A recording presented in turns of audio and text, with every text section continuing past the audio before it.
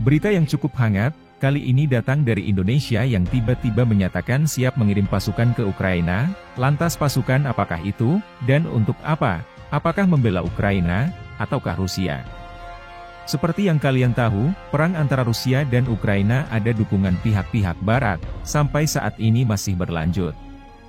Bahkan tanda-tanda perdamaian pun belum ada sama sekali. Perang ini sudah berlangsung menuju 2 tahun lamanya, tak hanya sedikit, bahkan cukup banyak sudah korban yang berjatuhan dari kedua belah pihak.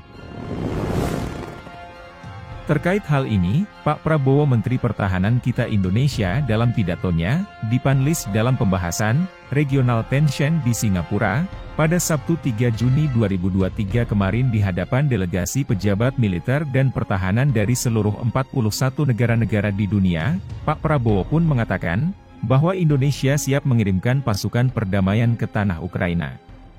Dalam pidatonya, beliau pun menyerukan untuk segera mengakhiri perang antara Rusia dan Ukraina, bahkan Pak Prabowo pun menyampaikan beberapa usulan deklarasi untuk mengakhiri perang Rusia-Ukraina ini.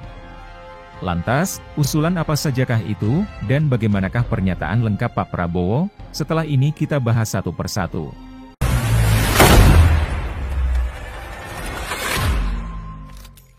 Mengusulkan segera dilakukannya gencatan senjata.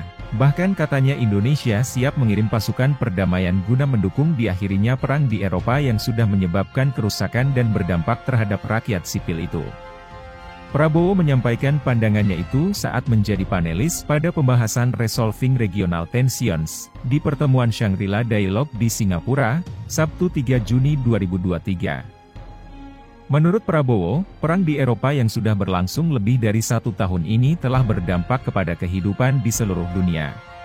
Untuk mencegah semakin memburuknya keadaan termasuk kerusakan yang lebih masif di Ukraina dan Rusia, serta makin banyaknya korban jiwa, Prabowo mengusulkan ada deklarasi yang dihasilkan dari pertemuan Shangri-La Dialogue. Yang pertama harus kita lakukan adalah meminta pihak Ukraina dan Rusia untuk menerapkan gencatan senjata, ujar Prabowo dalam siaran pers seperti dikutip dari Kompas.com. Upaya kedua, lanjut Prabowo, meminta kedua belah pihak mundur 15 km dari titik gencatan senjata sekarang ini. Ketiga, meminta Persatuan Bangsa-Bangsa untuk membentuk pasukan penjaga perdamaian dan menempatkan di wilayah demilitarisasi sekarang ini.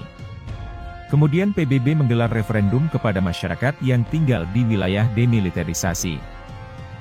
Prabowo berharap usulan penghentian perang ini disetujui oleh semua negara. Saya memutuskan bahwa Indonesia akan menjadi negara pertama yang ikut menjadi pasukan penjaga perdamaian, tegas Menhan.